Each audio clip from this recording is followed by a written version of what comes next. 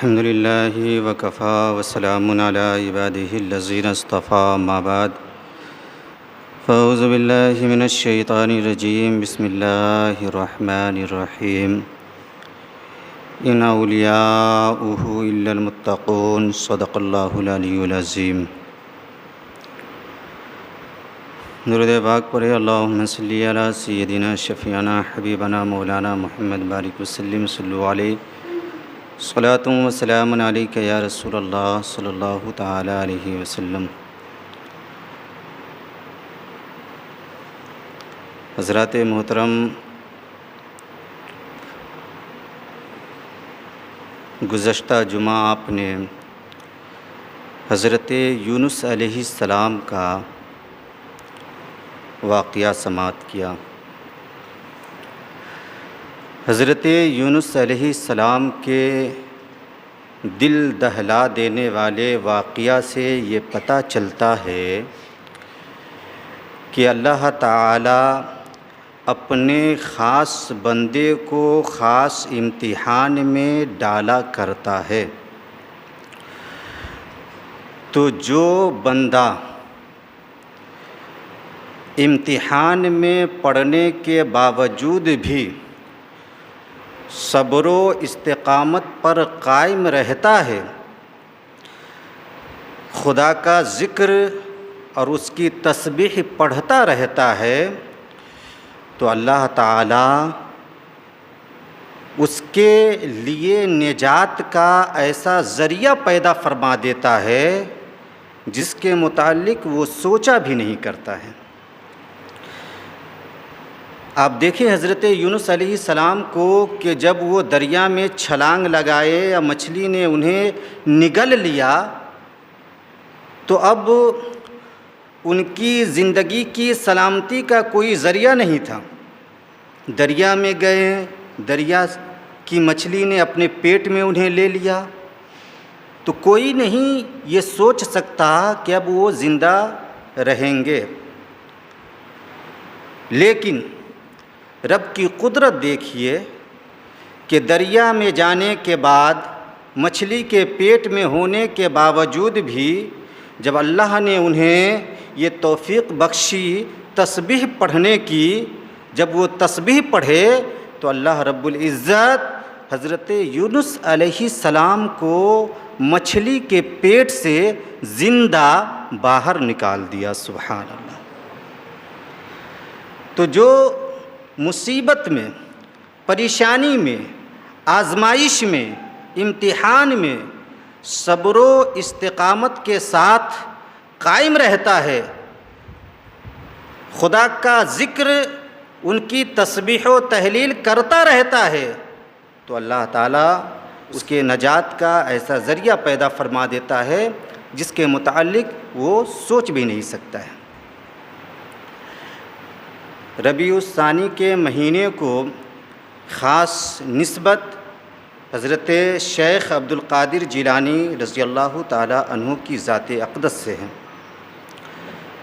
لیکن اس مہینے میں اور بھی بہت سارے بزرگوں کی یادیں منائی جاتی ہے،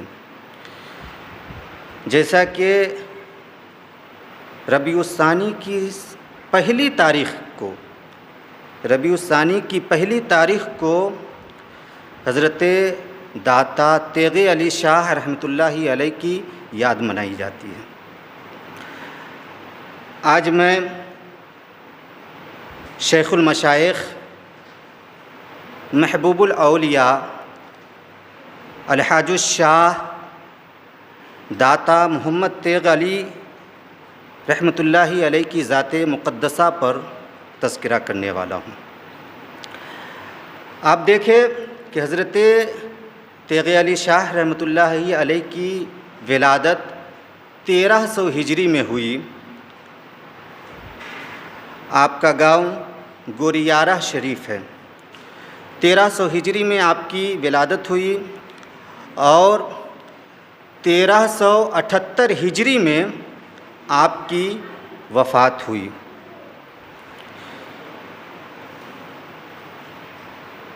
ایک ربیع الثانی کو آپ اس دنیا سے رخصت ہوئے یعنی تقریباً 68 برس آپ کو اس دنیا سے رخصت ہوئے ہو چکا۔ امسال 68واں عرس منایا جائے گا۔ حضرت تیغ علی شاہ رحمۃ اللہ علیہ ایک پائے کے بزرگ تھے جنہوں نے تعلیم بھی حاصل کی اور محنت و ملازمت بھی کی۔ آپ نے علم بھی سیکھا اور مزدوری بھی کی، کام بھی کیا۔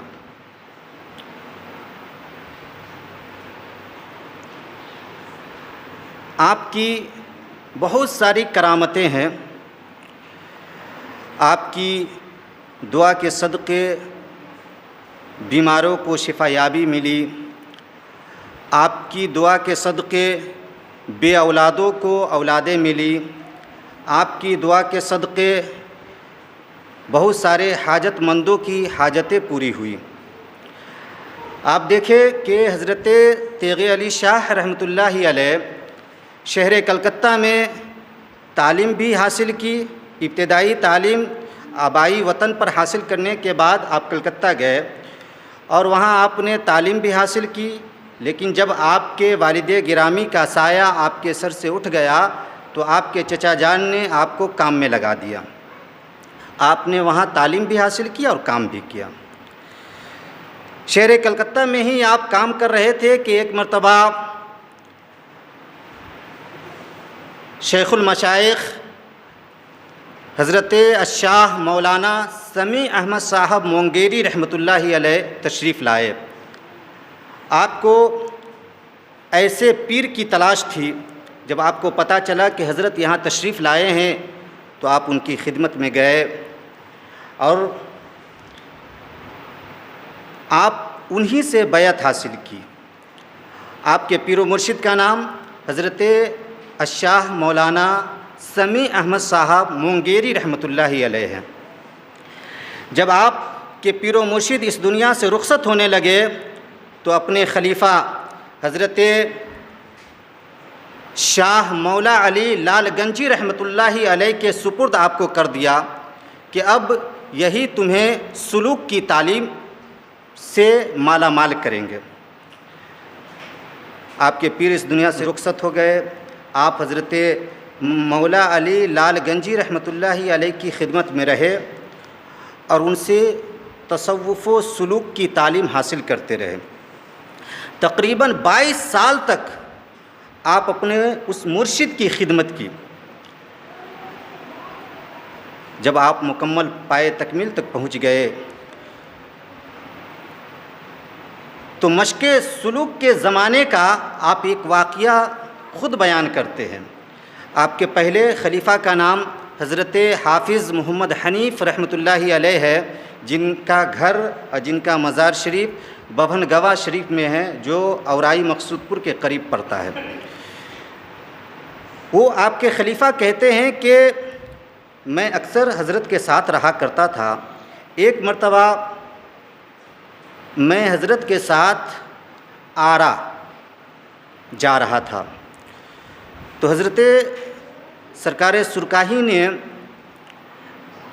اپنے مشق سلوک کے زمانے کا ایک واقعہ انہیں سنایا۔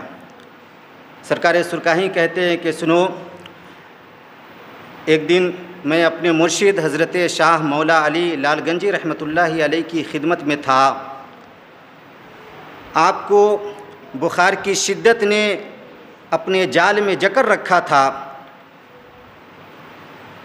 میرے مرشد کی طبیعت بہت خراب تھی۔ ایک حکیم صاحب آئے، نبض پکڑ کے کہا کہ میاں جی، حضرت سرکار سرکاہی کو ان کے پیر و مرشد میاں جی کہہ کے پکارا کرتے تھے۔ کہا میاں جی لال تیل لاؤ اور اپنے مرشد کی مالش کرو، یہ ٹھیک ہو جائیں گے۔ تو سرکار سرکاہی حضرت حافظ حنیف رحمۃ اللہ علیہ سے کہتے ہیں کہ میں لال تیل لایا، اب اپنے مرشد کی مالش اپنے ہاتھ سے کرنے لگا۔ اتنے میں ایک شخص آیا اور میرے مرشد کے سامنے کھڑا ہو کر زاروں کے طار رونے لگا۔ حضرت کی طبیعت علیل تھی تو آپ نے فرمایا کہ جاؤ میاں جی سے کہو، جو کہنا ہے ان سے کہو، یہ تمہارا معاملہ ٹھیک کر دیں گے۔ تو سرکار سکاہی کہتے ہیں کہ میں گیا باہر اور اس شخص سے پوچھا کہ بھائی رونے کی وجہ کیا ہے، تم رو کیوں رہے ہو؟ تو اس نے کہا کہ میرا گھر گیا ضلع کے دیہات میں ہے، میں گیا ضلع کے دیہات کا رہنے والا ہوں، میں اس کولکتہ شہر میں محنت و مزدوری کرتا ہوں اور اسی کے ذریعے اپنے بچوں کی پرورش کرتا ہوں، لیکن عرض کرنا مقصد یہ ہے کہ میں جس زمیندار کی زمین پر مکان بنا رکھا ہے وہ زمیندار بڑا ہی ظالم ہے، کچھ وجوہات کی بنیاد پر وہ مجھ سے سخت نفرت کرتا ہے اور وہ مجھ پر ظلم ڈھاتا ہے، حد تو اتنی بڑھ گئی کہ آج وہ گھر جا رہا ہے یہ کہہ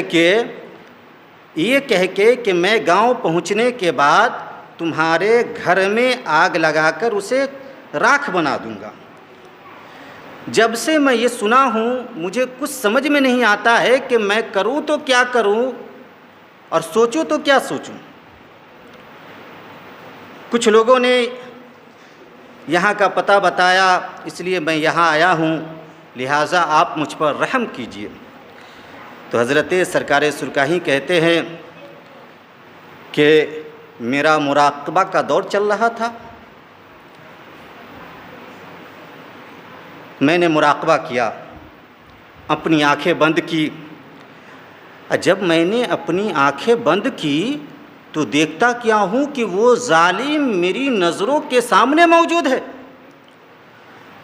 وہ ظالم جس کا وہ شخص تذکرہ کر رہا ہے وہ میری نظروں کے سامنے موجود ہے۔ تو میری زبان سے بے ساختہ یہ جملہ نکل پڑا، میری زبان سے بے ساختہ یہ جملہ نکل پڑا کہ جاؤ اطمینان سے رہو، جاؤ اطمینان سے رہو، کیونکہ یہ ظالم وہاں تک پہنچ ہی نہیں پائے گا۔ سبحان اللہ، نگاہ ولی دیکھیے، آنکھیں بند کی، تقدیر کا ملاحظہ کر لیا اور یہ کہہ بھی دیا کہ جاؤ اطمینان سے رہو، یہ ظالم وہاں تک پہنچ ہی نہیں پائے گا، یعنی اپنے گاؤں تک یہ پہنچ ہی نہیں پائے گا۔ شاعر کہتا ہے نہ پوچھ ان خرقہ پوش درویشوں کے بارے میں، نہ پوچھ ان خرقہ پوش درویشوں کے بارے میں کہ ید بیضا لیے بیٹھے ہیں یہ اپنی آستینوں میں، ید بیضا لیے بیٹھے ہیں یہ اپنی آستینوں میں۔ اور نگاہ مرد مومن سے بدل جاتی ہے تقدیریں، جو ہو ذوق یقی پیدا تو کٹ جاتی ہیں زنجیریں۔ سرکار سرکاہی نے کہا کہ میری زبان سے یہ جملہ نکلا کہ جاؤ اطمینان سے رہو، یہ ظالم وہاں تک پہنچ نہیں پائے گا۔ وہ شخص تو چلا گیا، جب میری اس آواز کو میرے مرشد نے سنا تو وجہ پوچھی کہ آخر اس طرح چلانے کی وجہ کیا تھی؟ تو میں نے سارا معاملہ کہا تو میرے مرشد نے کہا کہ میاں جی نے جب ایسا کہہ دیا ہے تو یقیناً ایسا ہی ہوگا۔ سبحان اللہ، یقیناً ایسا ہی ہوگا، وہ اپنی منزل تک پہنچ ہی نہیں پائے گا۔ تقریباً 1 ہفتہ کے بعد وہ شخص تھوڑی شیرنی یا 2 روپیہ نذرانہ لے کر حضرت کی خدمت میں آیا اور قدموں میں سر رکھ کر زار و قطار رونے لگا۔ تو حضرت نے پوچھا کہ وجہ کیا ہے بتاؤ؟ تو وہ شخص کہتا ہے حضور آپ نے جیسا کہا تھا ویسا ہی ہوا، وہ شخص گھر پہنچ ہی نہیں پایا۔ کہا کیسے؟ تو وہ شخص کہتا ہے کہ جب وہ ٹرین میں بیٹھا، رفتار تیز تھی، وہ دروازے پر ہوا کھانے کے لیے گیا، ہوا کا جھونکا آیا، وہ زمین پر گرا اور مر گیا، وہ گھر پہنچ ہی نہیں پایا۔ تو اللہ والوں کی جو نظریں ہوتی ہے، اللہ والوں کی جو نگاہیں ہوتی ہے، وہ بہت دور تک دیکھا کرتی ہے۔ اسی طریقے کا ایک واقعہ ہے کہ ایک مرتبہ آپ اپنی خانقاہ میں تشریف رکھتے تھے، مکئی کی فصل آباد ہو چکی تھی، لیکن بارش نہ ہونے کی وجہ سے فصلیں سوکھ رہی تھیں۔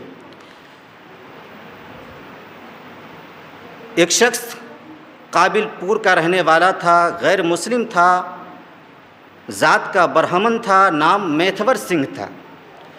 وہ حضرت سے بڑی عقیدت رکھا کرتا تھا۔ پہنچ گیا حضرت کی بارگاہ میں، سرکار سرکاہی سے کہا کہ بابا دیکھیے نا، آپ کے رہتے ہوئے بارش کی ایک بوند بھی یہاں پر گر نہیں رہی ہے۔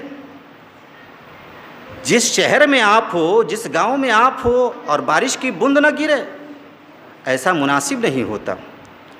تو سرکار سرکاہی نے کہا کہ صاحب کیا کیجیے گا، جو مولا کی مرضی ہے وہی ہو رہا ہے۔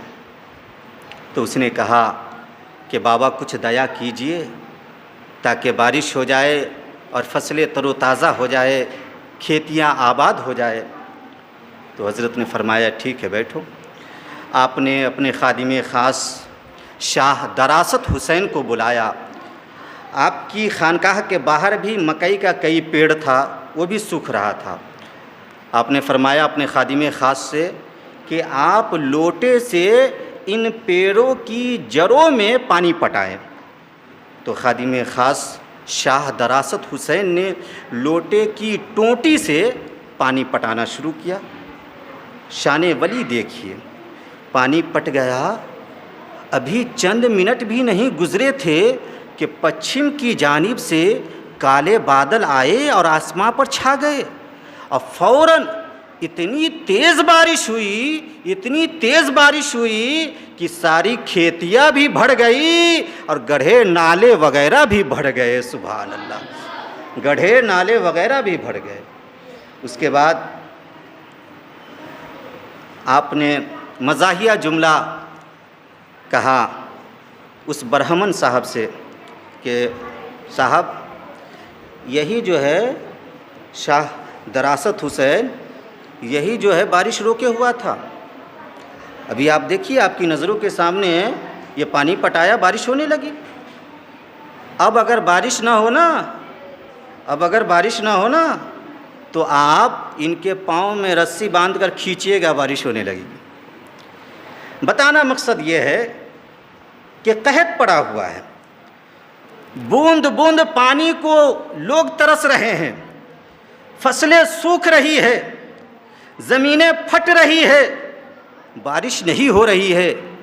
لیکن جب اللہ والا رب کی بارگاہ میں دعا کر دیتا ہے تو اس دعا کا یہ اثر ہوتا ہے کہ فوراً بادل بھی چھاتا ہے اور فوراً بارش بھی ہونے لگتی ہے۔ سبحان اللہ، فوراً بارش بھی ہونے لگتی ہے۔ حضرت سرکار سرکاہی کی بہت ساری کرامتیں ہیں جو کتابوں میں موجود ہیں۔ ان کرامتوں کو بتانے کا مقصد یہ ہے کہ جو یہ پاور حضرت سرکار سرکاہی میں آیا وہ ڈائریکٹ نہیں آیا، آپ نے بڑی محنتیں کی۔ آپ مزدوری کرنے کے ساتھ ساتھ نماز مغرب کے بعد ہر دن اپنے پیر کی خدمت میں جاتے اور نماز عشاء کے بعد وہاں سے آتے اور پھر رات میں ریاضت و مجاہدہ بھی کرتے تھے۔